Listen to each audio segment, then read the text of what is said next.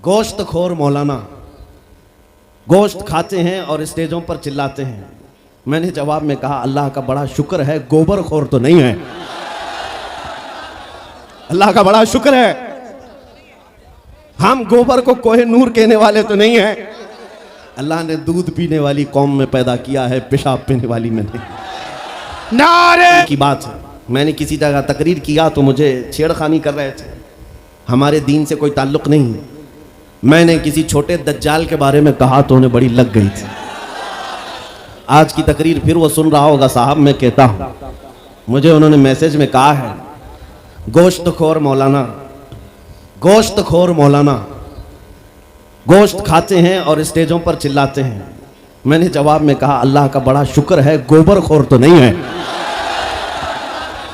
अल्लाह का बड़ा शुक्र है हम गोबर को कोहे नूर कहने वाले तो नहीं है। अल्लाह ने दूध पीने वाली कौम में पैदा किया है, पेशाब पीने वाली में नहीं। नारे तकबीर, नारे रिसालत, नारे हैदरी। मेरे अजीजों, ये कोई बात लतीफे की नहीं है और ना ही छेड़खानी की बात है। मैं उनसे कहता हूं हमें छेड़ो मत, हम अपने नबी की बात करते हैं, हम अपने नबी की बात करते हैं और जहां फिर तुम छेड़ोगे तो फिर हम अपने तौर पर जवाब भी देते रहेंगे इंशाअल्लाह। इसलिए कि अपनी अपनी किस्मत की बात है। मुझे गोश्त खोर मौलाना कह रहे हो और खुद की हालत मालूम नहीं है। अल्लाह करीम का शुक्र है कि हमने दुनिया में देखा है गोश्त खाने वाला भी शेर ही हुआ करता है और गोबर खाने वाला सूअर तो नहीं है। अल्लाह का बड़ा करोड़ा एहसान है। मैं उन बातों में नहीं आ रहा, लेकिन एक बात जरूर कहना चाहता हूं, सुनियो एक बात, कि दुनिया हजार ताने दे, हमें फर्क नहीं पड़ना चाहिए, अपने नबी के अखलाक को खुल कर कहना है। मैं आपसे पूछता हूं क्या हमारा ये ईमान है या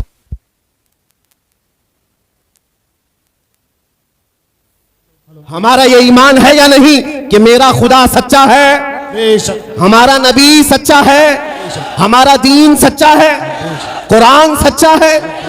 जब तुम्हारा यकीन है कि मेरा खुदा सच्चा, मेरा दीन सच्चा, मेरा कुरान सच्चा, मेरा नबी सच्चा, तो फिर मेरे अजीजों सर झुकाकर नहीं सर उठाकर जियो।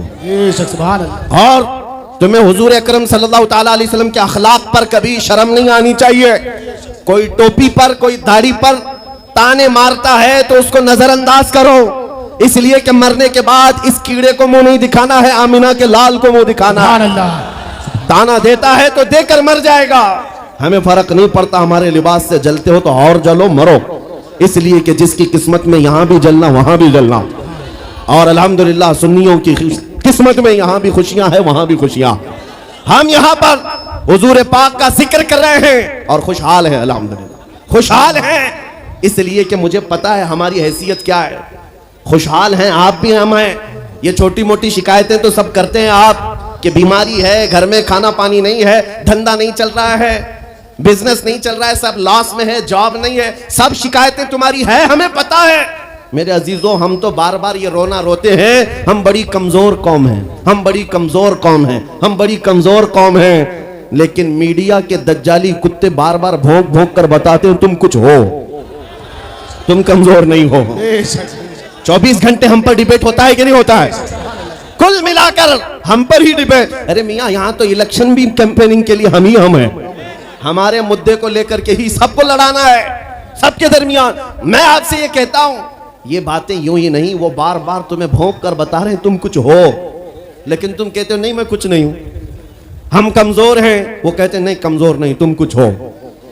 एक तरफ तो कहते हैं कुछ नहीं है, सब बिखरे हुए लोग हैं, पंचर पुत्र भी कहते हैं, लेकिन फिर हम उनसे कहते हैं मियाँ पंचर पुत्र है तो 24 घंटे डिबेट हम पर क्यों करते हो? डर किस बात का है? किस बात का डर है? क्या दूसरी और कौमें नहीं है जिसको निशाना बनाओगे? अरे 70 कौमें मौजूद हैं, लेकिन हमें पता है तुम्हारी आंखों में अगर कोई चुभता है तो गुलाम मुस्तफा ही है। इसलिए कि उन्हें भी तारीख पता है, ये अगर निकल पड़े हैं सहरा से बगैर चप्पल के पैबंद लगे कपड़ों से तो कैसर और किसरा को भी धूल चटा सकते हैं। वह दुनिया की सुपर पावर ताकतों को घुटने टेकने पर मजबूर करने वाली कौम वह उमर बिन खत्ताब के शागिर्द थे, सहाबा कराम थे। दुनिया को तारीख पता है कि ये जिस दिन पढ़ने लग गए खालिद बिन वलीद को, जिस दिन ये पढ़ने लग गए सलाहुद्दीन अय्यूबी को, जिस दिन इनको कोई कहने लग गया कि तुम्हारा कोई शिहाबुद्दीन गौरी भी था, तुम्हारा कोई औरंगजेब भी था, तो फिर ये मुर्दा और मुरझाई हुई कौम दोबारा उठने लग गई तो अच्छे अच्छों की नींद हराम हो सकती है। इसीलिए कहा जाता है मुसलमानों के मोहल्ले में नशा बांटो, मुसलमानों को नशा करवाओ, नशा बेचने वाले यही, नशा करने वाले यही, इसलिए कि ये जब तक नशा में रहेंगे हम सुकून से रहेंगे, और जिस दिन ये उठ गए तो दूसरों के सुकून के लाले पड़ जाएंगे। इसलिए मेरे अजीजों, मैं तुम्हें बेदार करने के लिए आया हूं और दुनिया की नजरों में खटकता रहूंगा, लेकिन मेरे पास जितना भी वक्त मौजूद है मैं खामोश नहीं रहूंगा इंशाअल्लाह अज़ीज़। कल को भी अगर मेरी फांसी हो जाए मुझे इस बात की परवाह नहीं है। दुनिया से जाएंगे, हमारे एक के मर जाने के बाद उन कुत्तों से कहता हूं कि इसको ये मत समझ लेना कि इस्लाम खत्म हो जाएगा, मुझ जैसे 1000 कट भी जाएं तब भी हम नारा यही लगाएंगे, इस्लाम जिंदा होता है हर करबला के बाद। नारे तकबीर, नारे रिसालत, शहंशाह खिताबत, शेरे हिंदुस्तान सलमान मुफ्ती सलमान अज़हरी साहब किबला। सुभान अल्लाह, सुभान अल्लाह। मेरे अजीजों, बात आज ईमान की है। मैंने आज तक किसी तकरीर में किसी को असलहा उठाने की बात नहीं की, मैंने कभी किसी को बंदूक बारूद चाकू तलवार की बात नहीं की, और ना ही हमें जरूरत है। मेरे अजीजों, हम तो चाहते हैं कि तुम इश्क रसूल का जामा पहन लो, हुजूर की मोहब्बत का लिबास पहन लो। मेरे अजीजों, चाकू ब्लेड भी उठाने की जरूरत नहीं, तुम्हारे चलते फिरते देखकर कितने कीड़े फना हो जाए। हाँ, सिर्फ तुम्हारी चलत फिरत से कई कुत्ते नालियों में मर जाए। सबको समझ में आती है बात। और जिन लोगों ने मुझसे पूछा था बार बार आप कुत्ते किसको कहते हैं, मैंने कहा कोई सुन्नी मुझसे पूछा ही नहीं, किसी ने मुझसे पूछा ही नहीं। ये सारी तकरीरें सुन रहे हैं, आपने पहले ही पूछा तो कहीं ऐसा तो नहीं कि जख्म पर जाकर बात लगी हो। खैर मेरे अजीजों, आपको मैं बारहा बेदार इस बात के लिए करना चाहता हूं, हुजूर के अगर गुलाम हैं तो पूरे गुलाम बनो, पूरे गुलाम। आज के दिन अगर एक नौजवान भी ये अहद कर लिया कि मैंने अपनी मर्जी से बहुत जिंदगी गुजारी है, अपनी लाइफ में बहुत इंजॉय किया है, लेकिन आज के दिन से ये तय करूंगा कि जीऊंगा तो मेरे नबी की मर्जी से जीऊंगा, जिसने भी तय कर लिया, मैं समझता हूं कि ये जलसा वसूल हो गया, हुजूर के कदमों में पहुंच गया। मैं बताओ ए नौजवानों, बचा क्या है हमारी जिंदगी में और क्या बाकी है? क्या चाहिए तुम्हें? पूरी दुनिया तुम नाक रगड़ रगड़ कर हासिल कर भी लिए तो एक दिन तो मौत आनी है, एक दिन तो दुनिया से जाना है, सारी दौलत छोड़कर जाओगे, इस बात पर सबका यकीन है। तुमने खुद अपने हाथों से कितने मुर्दे दफनाए, तुमने कितने लोगों की कब्रों को खुद अपने हाथों से बंद किया। आज जो ये आंखें खुली हैं अचानक बंद कर दी जाएंगी, ये धड़कनें रुक जाएंगी, तुम हाथ पैर भी नहीं उठा सकते, और ये पूरे लोग उठाकर तुम्हें इतनी छोटी कब्र में डाल कर आते हैं जहां करवट लेने की भी जगह नहीं, सांस और हवा के लिए कोई रोशनदान नहीं, खिड़की नहीं, इतने घने अंधेरे के अंदर तुम तन्हा होते हो। उस कब्र के मुतालिक सोचो, वहां मुनकर नकीर जिसके बारे में पूछ रहे होंगे वो ताजदार मदीना की जात होगी, हुजूर के बारे में तुमसे पूछा जा रहा है कि तुम उनके बारे में क्या कहते थे।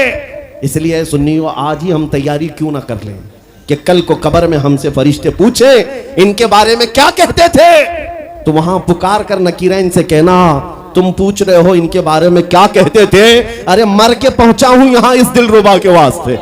सुभान अल्लाह, सुभान अल्लाह। मर के पहुंचा हूं यहां इस दिलरुबा के वास्ते।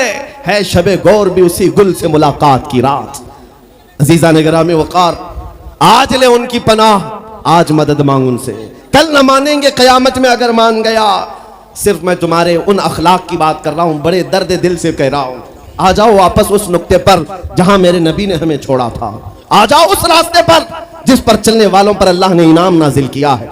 आपको पता है वो सहाबा इकराम, ताबईन और औलिया कामिलीन का रास्ता था कि जिनके बारे में इकबाल ने कहा, दी अजाने कभी यूरोप के कलीसाओं में तो कभी अफ्रीका के तपते हुए सहराओं में, दश्त तो दश्त है दरिया भी ना छोड़े हमने, बहरे जुल्मात में दौड़ा दिए घोड़े हमने, आ गया ऐन लड़ाई में गर वक्त नमाज, किबला रूहों के जमीन बोस हुई कौमे हिजाज। एक ही सब में खड़े हो गए महमूद आयाज, न कोई बंदा रहा न कोई बंदा नवाज। यह हमारी तारीख थी, यह हमारी तारीख थी। मोहम्मद अरबी सल्लल्लाहु तआला अलैहि वसल्लम के गुलामों की तारीख थी। वो जिस जगह जाते थे परचम इस्लाम लहराते थे, जहां चल पड़े हवाओं का रुख मोड़ दिया, आंधियों को तोड़ दिया, समंदरों में रास्ता बना दिया। अरे दरिया दजला में घोड़े दौड़ा दिए। ये नबी पाक के गुलाम थे, दुनिया उनसे खौफजदा थी। क्या था उनका नारा? उनका नारा ये था, टल न सकते थे जंग में अगर अड़ जाते थे, पांव शेरों के मैदान से उखड़ जाते थे। अरे हक से सरकश हुआ कोई तो बिगड़ जाते थे, तेग क्या चीज है हम तोप से भी लड़ जाते थे। नारे तकबीर, नारे रिसालत, देखो देखो कौन आया, देखो देखो कौन आया। तवज्जो की बात है, हम उस कौम के वारिसीन में से हैं, दुनिया जिनकी तारीख जानती है। आपको पता है अंग्रेज तारीख दान है, अंग्रेज है, उसका कोई ताल्लुक मेरे दीन से नहीं, लेकिन तारीख लिखने में उसने ये बात लिखी कि मैंने ऐसा जर्नेल देखा ही नहीं जैसा सलाहुद्दीन था, इसलिए कि उसके जज्बे जैसा मैंने एक भी जर्नल देखा नहीं। एक बार का वाकया लिखा है कि 12,000 की फौज थी सलाहुद्दीन के साथ, 12,000 की फौज थी सलाहुद्दीन अय्यूबी के साथ, और जिस वक्त वो मैदान में उतरा मुकाबिल में सलीबियों की तादाद 4 लाख की थी, 4 लाख की थी। 4 लाख की तादाद देखकर ना वो घबराया ना भागा, पलट कर अपनी फौज से पूछा क्या मशवरा है तुम्हारा, मुकाबिल में उतरे या नहीं उतरे। सलाहुद्दीन के लश्करी और उसके नौजवान सिपाही आम लोग नहीं थे, जज्बा जवान था। अर्ज किया है सलाहुद्दीन हमारे सिपह सालार, रसूलुल्लाह के सहाबा तादाद देखकर उतरते थे तो हम भी तादाद देख के उतरेंगे, अगर नबी के सहाबा तादाद नहीं देखते थे तो हम भी इस तादाद का कोई परवाह नहीं करेंगे। सलाहुद्दीन उनकी बातों को लेकर उतर तो पड़ा। तारीख लिखने वाला अंग्रेज आदमी है, कहता है मुकाबला कर लेना और बात होती है, लेकिन 4 लाख को तितर बितर करके रख देना तारीख की अलग बात होती है। सलाहुद्दीन के इस कारनामे के बाद वो अंग्रेज तारीखदान कहता है हमारे इलाकों में हाल ये हो गया था, हमारे यहाँ की माएं अपने बच्चों को थपकियां देकर सुलाती थी और ये कहती थी कि बेटा सो जा नहीं तो सलाहुद्दीन आ जाए। सुभान अल्लाह, सुभान अल्लाह। ये मैं इसलिए बातें अर्ज कर रहा हूं कि सलाहुद्दीन अय्यूबी की ताकत वो उनकी अपनी बॉडी की ताकत नहीं थी, वो ना ही किसी जगह से वर्जिश करके हासिल की हुई ताकत थी। सलाहुद्दीन की ताकत इश्क़ मुस्तफा की वजह से थी, वो मोहब्बत रसूल का पैकर था। हमने तारीख में उन जवानों को देखा है जिन्होंने तारीख उलट करके रख दिया है, जिन्होंने जमीन में एक अलग परचम लहरा कर रख दिया है। आपको पता है इसी हिंदुस्तान की सरजमीन पर सबसे पहला 10,000 का लश्कर लेकर आने वाला एक जवान अरब से सबसे पहले आने वाला मोहम्मद बिन कासिम सिर्फ 19 साल की उम्र में आया था। 19 साल की उम्र में आया था। किस लिए आया था? माल लूटने नहीं आया था, यहां जगह कब्जा करने नहीं आया था। जैसे आज तारीख तोड़ मरोड़ करके बताई जा रही है, जितने बादशाह आए सब आक्रमण किए, सारे लोग यहाँ लूटपाट करने आए थे, ये तारीख तोड़ मरोड़ कर बयान की जाती है। मेरे अजीजों इस पर फिर कभी गुफ्तगू करेंगे, लेकिन मोहम्मद बिन कासिम क्यों आया था? इलाहाबाद के एक पंडित है, उन्होंने खुद लिखा है, मैं अपनी बात नहीं पंडित जी की बात कह रहा हूं। उस वक्त हालात ऐसे हो गए थे कि चंद औरतें, मुसलमान औरतें जो श्रीलंका की सरजमीन से हज के लिए जा रही थी, उस वक्त राजा दाबिर सिंह उसके कुछ गुंडों ने इन औरतों को पकड़ लिया, उनकी इज्जत लूटी, उनका माल लूटा, उनको कैदी बनाया। उन औरतों ने उस वक्त पुकार कर कहा था कि कोई है जो हमारी इज्जत बचाएगा। कोई तिजारत करने वाला बाहर से आया हुआ ताजिर बात सुन करके अरब गया।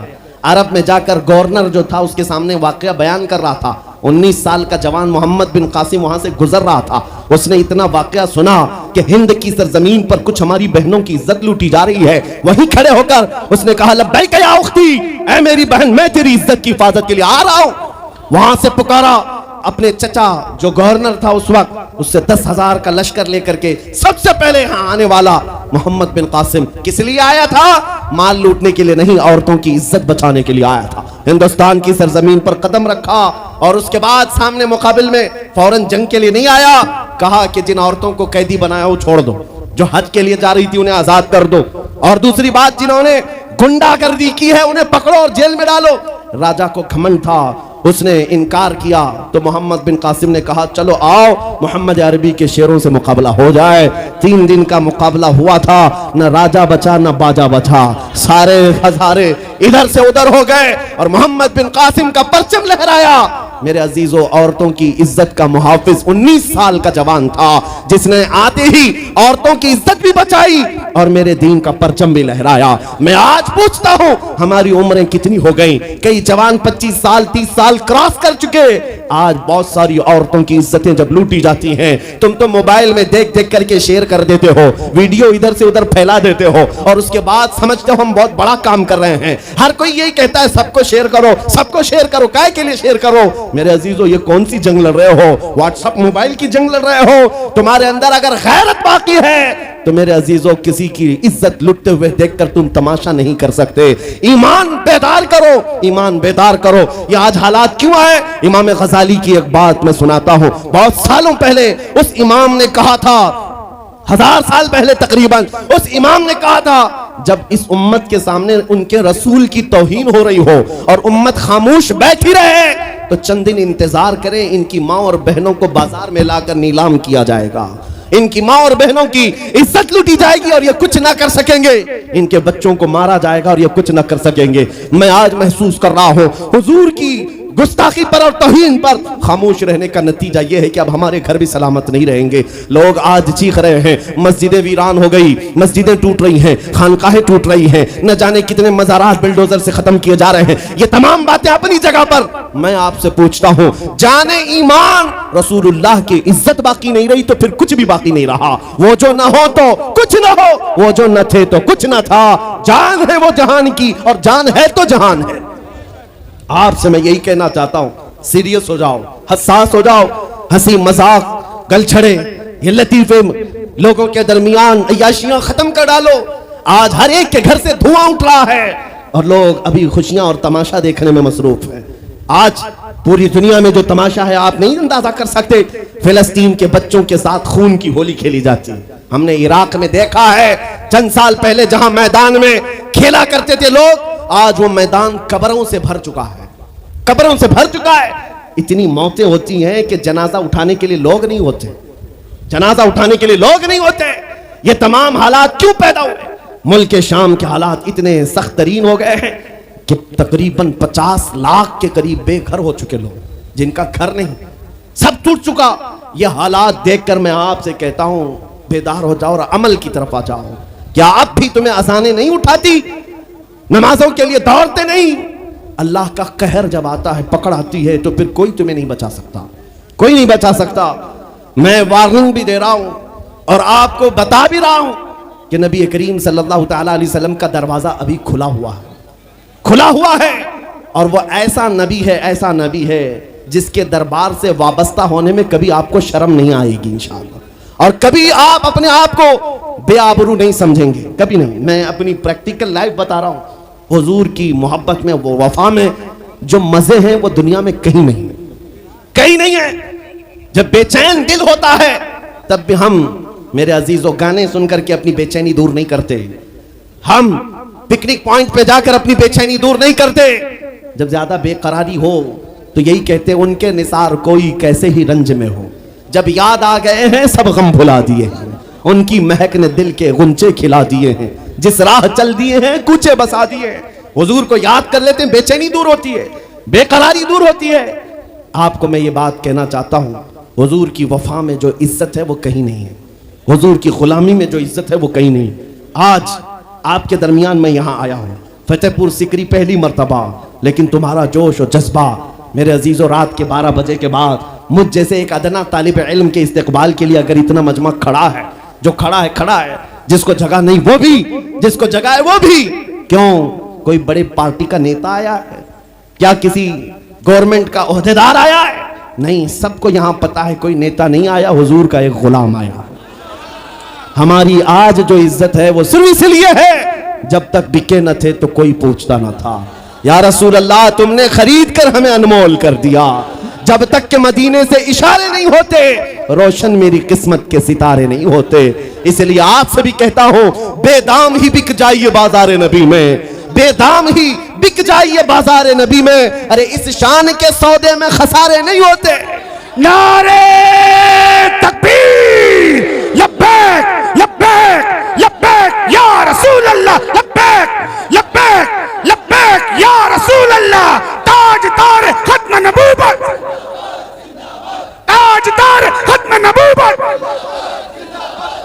मैं अपनी गुफ्तगू को समेटते हुए बात अर्ज करता हूं, तुम्हारी यकीन को बढ़ाने के लिए कहता हूं, आज भी तुम्हें पता होना चाहिए हमारे दर्द को कोई समझने वाला है तो आमिना का लाल है, वो मकीने गुंबद खजरा है, जो बेकसों का कस, जो बेसहारों का सहारा। उस रसूल पाक की आदत ही ये है, आता है फकीरों पे उन्हें प्यार कुछ ऐसा, खुद भीख दे और खुद कहे मंगते का भला हो।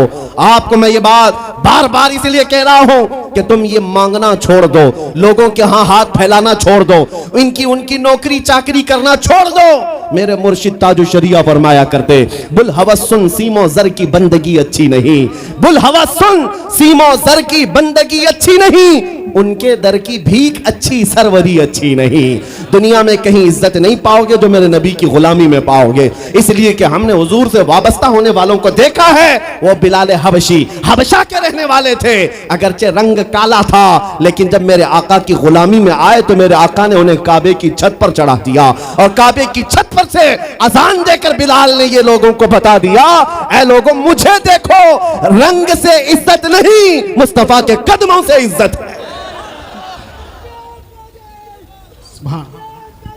अजीज़ा ने ग्राम वक़ार, तवज्जो चाहता हूं, हुजूर की गुलामी में जो इज्जत है वो हमने देखी है।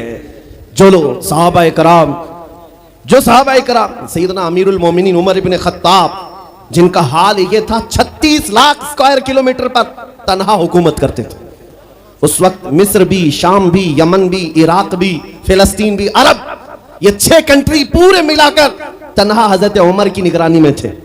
और ऐसी निगरानी नहीं कि यहां बैठ करके बड़ी बड़ी मीटिंगें कर रहे हों और गरीब खस्ता हाल सो रहे हों। उस खलीफा इस्लाम का हाल ये था, वो मदीने में बैठकर खिलाफत कर रहा था और बड़ी दूर एक औरत अपनी बेटी से कह रही है कि आज थोड़ा दूध में पानी मिला ले। बेटी कहती नहीं, खलीफा उमर बिन खत्ताब की खिलाफत है, उमर इब्न खत्ताब की खिलाफत है। घरों में तक उमर इब्न खत्ताब की निगरानी थी। ये कौन? उमर इब्न खत्ताब रज़ी अल्लाह ताला अन्हु, जिन्होंने लोगों का खून चूस करके हुकूमत की कुर्सी नहीं बिठाई। और दूसरी बात ये भी कि वो उमर सादा जिंदगी गुजारने वाले, उनकी सिक्योरिटी भी ऐसी नहीं थी कि रोल्स रॉयस लगी हुई हो, काली गाड़ियां आगे पीछे घूमती हों। मेरे अजीजों, उस उमर इब्न खत्ताब की बात कर रहा हूं। जब बैतुल मुक़द्दस फतह हो गया तो वहां से हजरत अबू उबैदा बिन जर्राह ने खत लिख करके भेजा कि लोगों की ख्वाहिश है उमर इब्न खत्ताब आप तशरीफ लाएं, बैतुल मुक़द्दस की चाबी आपके हाथ में दी जाएगी, आप तशरीफ लाएं। तो उमर इब्न खत्ताब रज़ी अल्लाह ताला अन्हु मदीने से चल पड़े अपना एक गुलाम लेकर के। लेकिन गुलाम और खुद होने के बाद एक ही घोड़ा था। तय ये कर लिया गुलाम के साथ कि 1 मील मैं बैठूंगा तू चलेगा और दूसरे मील तू बैठेगा मैं चलूंगा। ये शान उमर इब्न खत्ताब रज़ी अल्लाह ताला अन्हु, मैं क्यों कह रहा हूं अभी बताता हूं।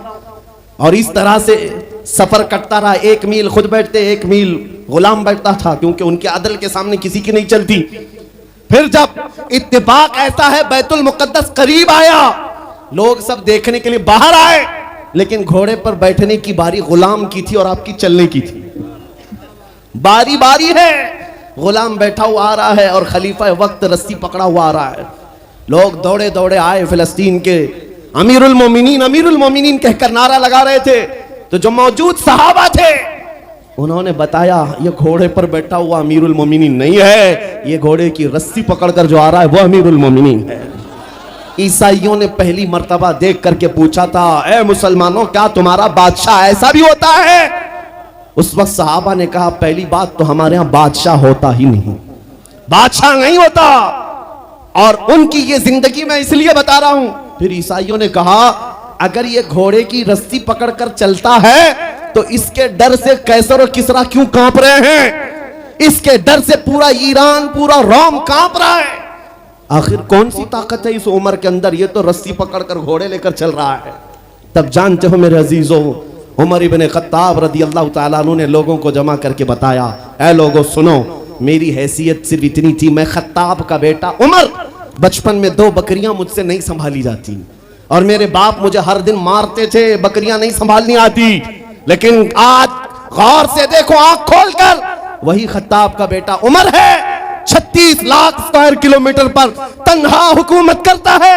इसलिए नहीं कि खत्ताब का बेटा उमर है, इसलिए कि मोहम्मद अरबी का गुलाम उमर है। नारे तकबीर, नारे रिसालत, मरहबा या मुस्तफा, मरहबा या मुस्तफा। अजीज़ान गिरामी औक़ार, मैं आपको कई मिसालों से बता सकता हूं। इज्जत सहाबा ने रसूलुल्लाह के कदमों से पाई है, इज्जत नबी पाक के कदमों से पाई है। आज जिस जलसे में जाएं, आला हजरत आला हजरत, अभी अगर मैं पूछूं अरे भैया लीड खींच रही है भैया, स्टेज पे से नीचे आया फालतू लोग, सब लीड खराब हो रही है वहाँ खींच के। अरे भैया फालतू लोग नीचे आ जाए, इतने लोग बैठने से कोई फायदा नहीं है, पूरी लीड खींची जा रही है माइकों की।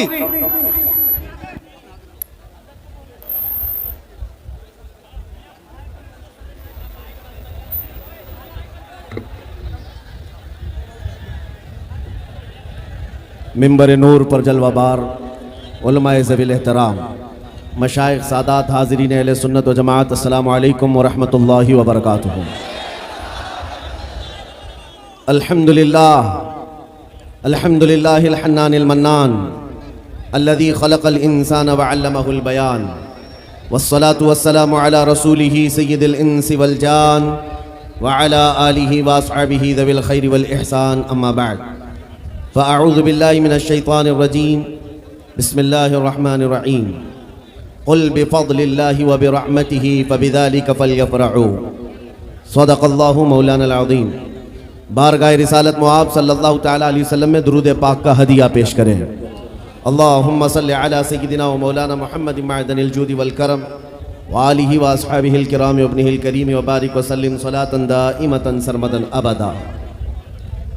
अज़ीज़ान गिरामी वक़ार,